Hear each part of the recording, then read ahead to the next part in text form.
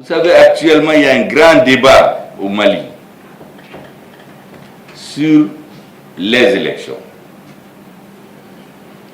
Récemment, lorsque nous avons rencontré le comité de dialogue intermalien, j'ai déjà donné quelques pistes.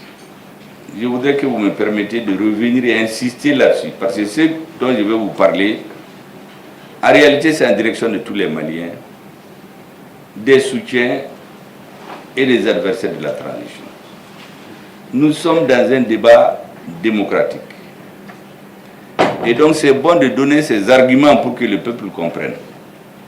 Il y a des citoyens qui se sont levés, qui ont fait une déclaration, qui partent d'un décret pour dire qu'il faut faire les élections. Ils veulent même mettre un comité de suivi. C'est leur droit. Mais je voudrais vous expliquer aux Maliens que la transition a des objectifs. La transition a une méthode de travail. La transition a des problèmes qui résout par étapes. Quand vous abordez une question, il y a d'abord la conception de la solution. Ensuite, la mise en œuvre de la solution. Et la pérennisation des résultats que vous avez obtenus. Le Mali est exactement dans cette phase. La conception au début, c'est le recouvrement de la souveraineté du Mali. Si vous vous rappelez, dès le début de la transition, lorsque le gouvernement, sous l'impulsion du président de la transition, a décidé de faire les assises nationales de la refondation, c'était pour écouter tous les Maliens.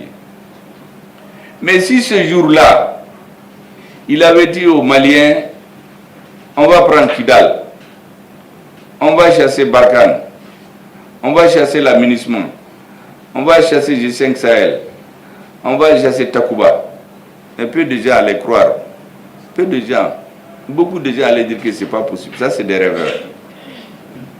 Mais la réalité, ce rêve est devenu réalité grâce au soutien des Maliens. Mais il fallait d'abord des gens déterminés qui croient en quelque chose. Et nous avons eu la chance d'avoir un président et son équipe qui croient en l'avenir. Parce que beaucoup de Maliens oublient que c'est le même pays, les mêmes terroristes qui sont même renforcés. Et pourquoi on a pris? C'est parce qu'il y a un nouveau leader. C'est le leadership du pays qui a changé. Il faut que ça soit intégré. Et à partir de là, la conception même du processus de recouvrement de la souveraineté a changé. Mais depuis ce temps, il y avait des divergences. Ceux qui demandent de tenir les élections tout de suite, c'était les mêmes majoritairement qui disaient qu'il ne faut pas faire les assises, qu'il faut aller aux élections. Donc on était divisé en deux groupes. Ceux qui disaient qu'avant d'aller aux élections, recouvrons l'intégrité de notre pays, la souveraineté du pays, et ceux qui disaient qu'il faut aller aux élections. Comme je dis, c'est comme la maison qui est en train de brûler. Au lieu d'éteindre le feu, il y en a qui se mettent dans les débats sur le sexe des anges. Ou de dire, mais qui a mis le feu? Pendant qu'on finit ce débat, la maison finit de brûler. Mais il y a d'autres qui ont dit, on éteint le feu d'abord. C'est ce groupe-là, les groupes du changement. Éteindre le feu, c'est recouvrer la souveraineté du Mali. D'abord. C'est ce que nous avons fait jusqu'à la prise de Kidal. Mais entre-temps, toutes les camisoles de force qu'on a mis sur la tête du Mali pour le maintenir dans l'obscurité, on les a déchirées une à une. Takuba, G5 Sahel, Barkhane, MINUSMA, parce que notre analyse a abouti au fait que ces organisations n'étaient pas là pour la paix au Mali. Par exemple, la lutte, les gens qui se tuent au centre. Mais ce n'était pas dans la mission de l'aménagement au départ que de venir au centre. On a importé le terrorisme au centre pour que nous oublions le nord. Et ça a failli nous prendre. Donc le plan c'était quoi? De continuer dans cette situation.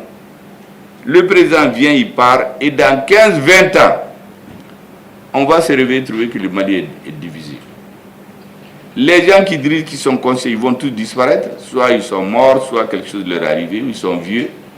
Et la nouvelle génération qui ne connaît pas l'histoire, qui ne connaît pas l'origine des problèmes, va être là juste à prendre ce qu'on lui a donné. Et le Mali serait divisé. Il allait avoir un Mali du Nord, un Mali du Centre, un Mali du Milieu. C'est ce que nous avons refusé. Les autres disaient qu'il faut faire des élections. Mais on a fait des élections depuis 1991. Pourtant, ça n'a pas empêché que le Mali continue à dériver. Donc il fallait s'arrêter et résoudre le problème. La deuxième chose, il fallait maintenant avoir la solution. Il fallait renvoyer toutes ces forces négatives du territoire malien. Ça s'est concrétisé par la prise de Kidal. À partir de ce moment, les choses changent. Et c'est pour cela qu'il y a 1 ou 2 semaines, j'ai appelé les partis politiques pour que nous parlions de l'avenir du Mali.